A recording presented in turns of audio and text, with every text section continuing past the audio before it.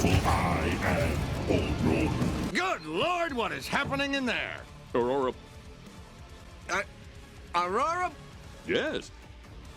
That's it? No. Between doing a bit of research on the odd faction for a silly video and late night visits to Grimdank, I've seen enough to grasp what Warhammer is all about. Yes, it's a shame I can't use the whole "I'm new to 40k" card anymore, but that doesn't mean I've run out of questions for all the ridiculous stuff I see these days. Why does this lady have candles on her back? That doesn't seem like a particularly good idea. Why is this guy looking directly at the sun? Is he stupid? And why on earth did Owlcat think an entire demographic, notorious for lacking restraint when it comes to throwing money at box minifigures, would be able to manipulate various imperial fortunes and become venerable traders in their own right? That's the kind of question you can only answer by diving right into Warhammer 40,000's Rogue Trader, a CRPG where you and your buddies must scour the stars for what other reason than to smite heretics, get filthy rich, and I suppose to bring glory to your dynasty. Or who knows, maybe crash and burn in an asteroid field 20 space kilometers from wherever chapter 1 ends, since that's how far I've managed to get. Whatever heinous machine spirit inhabits the NVIDIA Shadowplay drivers recently has me lacking any footage of my character creation. Rest assured, you can choose from a selection of wacky folk with a few different backgrounds and abilities. Let's get to it. Beginning as an Archdeacon myself, I had just finished my daily routine of transforming misplaced Militarum assets into an unlimited wealth stream for me and my pals. Before I could ship these very funds into an off-world bank account, the corpse starch honey nut crunch bar I was eating broke in half, leaving me with crumbs on my scriptures, as well as a mysterious golden ticket that was hiding in the wrapper. It turns out I'm the winner of an exclusive tour on some bigwig trader ship. Fast forward and my character is enjoying the festivities when a strange man approaches me, coldly remarking about how he doesn't remember sending any intelligence operatives to find another useless priest, although he is glad that I've offered my services to his esteemed lady, to which I reply, yes, that's why I'm here. My first thought was, hang on a second, that's the voice of Connor Fogarty, who's on a bit of a streak doing voices for evil blokes. So I'm going to put 2 and 2 together and say that this character has ulterior motives. Never mind the fact that every Spy Master labelled character I've seen ever has been a traitor of some kind. My second thought was, he does look like the type of person to distribute dodgy breakfast bars. But before I get a chance to whip out my completely illegitimate invitation, I'm spared the need for explanation by the news that I have a blood tie connection to the House of Von Valencius, making me an eligible candidate to inherit the next Rogue Trader mantle, so long as the current dynasty ruler gives it willingly, and definitely not under the pretense of a tragic unforeseen circumstance.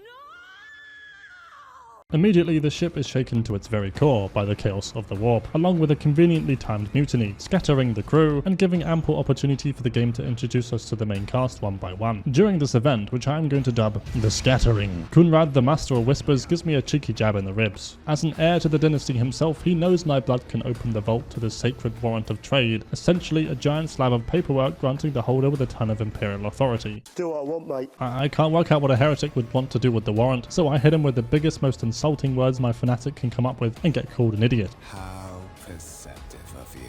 As if the vault's security detects how much emotional damage I suffered from a sarcastic compliment, the walls open up and spit some fire of their own. Taking shelter in the vault, though, provided me with more questions than answers. For example, I'd like to ask the designers of this room a few things. Why is the warrant a giant immovable scroll affixed to the wall? Why are there open flames next to a sacred document spanning back to the dawn of imperial rule? Who the fuck is lighting all these candles in a place only accessible to 3 people in the entire universe? Well, make that 2 people.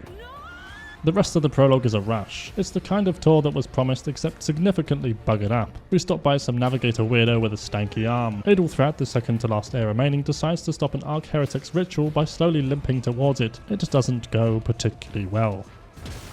And with that, the battle is over. There's a quick roundup of all the remaining leadership, and all of a sudden, all eyes are on me. I'm the only remaining heir left, so of course it is natural that I don the mantle of Rogue Trader. It would also make the game very short if you said no. Apparently, the ships run on your every decision, and thousands will perish if you mess up. Thankfully, the game has a cast of shady-looking folks to shield you from your silly, uninformed decisions. I quickly parked my ship on the closest floating rock because the nice lady on the Vox said it would be a good idea. It was perfect timing to be caught in a power struggle between 2 keepers of a Navis Nobilite station. One of the keepers is just standing in the lobby. He seems kinda chill, and we do need a navigator, but you can rummage around the halls to find evidence of his treachery. That, and he's made the classic mistake of not being plastered all over the promotional material for the game. Now we're only left with a half-dead dude and Cassia, who I desperately need on my ship or Abelard will be upset with me. Breathing his last, the kindly old man takes my side and commands Cassia to join my crew, if temporarily.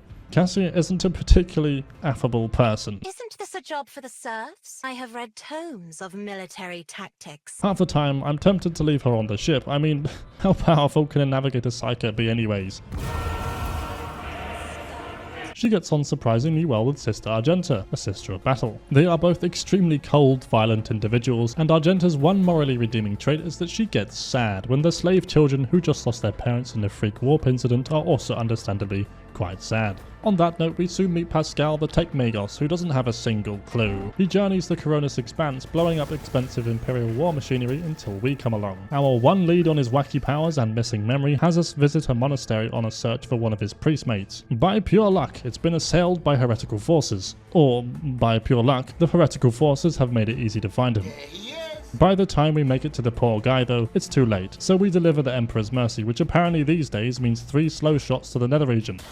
After saving Pascal's work colleague, me and the team realize all we've been doing is roaming around killing random bad guys. Ever since Kunrad legged it off screen, there's been a void that needs filling, a nemesis to rival our new status as rogue trader. As it happens, the Inquisitor we've been ordered to find is just chilling in the next room over, lamenting his unsuccessful attempts to find the person behind all the organized attacks in the area. Under the guidance of the Inquisitor, it's revealed that the Electro priests guarding the monastery must have hid themselves away, so we set off to find them. On our way to this location, Idira manages to summon a Cornite demon by screaming at a man, a trick that goes down well during negotiations with the local noble houses. Less so with the Inquisitor, who just witnessed an unsanctioned psyker invite the arch-enemy of mankind into a low-stakes brawl. Thankfully, there are bigger fish out there trying to sabotage the Imperium, in particular, a lass called Aurora. Aurora, like any reputable heretic, wants to destroy the world, along with those that make terrible reoccurring snack bar jokes and pop culture references. Great, now I have to kill a heretic who's objectively making the right choice.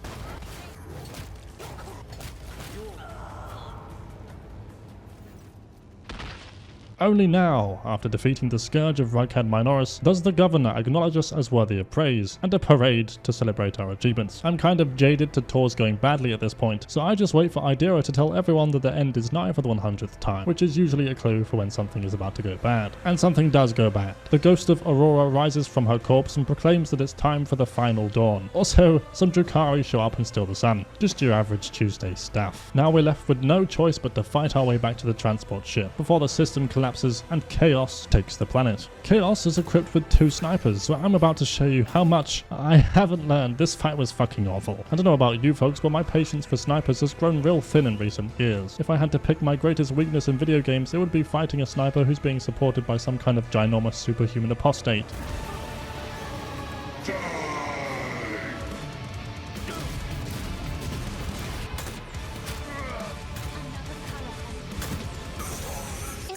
Job for the serfs? Yes, Cassia, send your emaciated servants to fight the Chaos Space Marine. You fucking donkey! Not knowing how to end this calamity without Abelard, I restart and conduct a plan worthy of a rogue trader as well as Cassia's elite battle knowledge. Ultimately it didn't matter because a straight enemy lasgun shot ends the Aurora we know, or at least the Space Marine pretending to be Aurora. All that's left is to escape this dying, unsalvageable world as fast as humanly possible.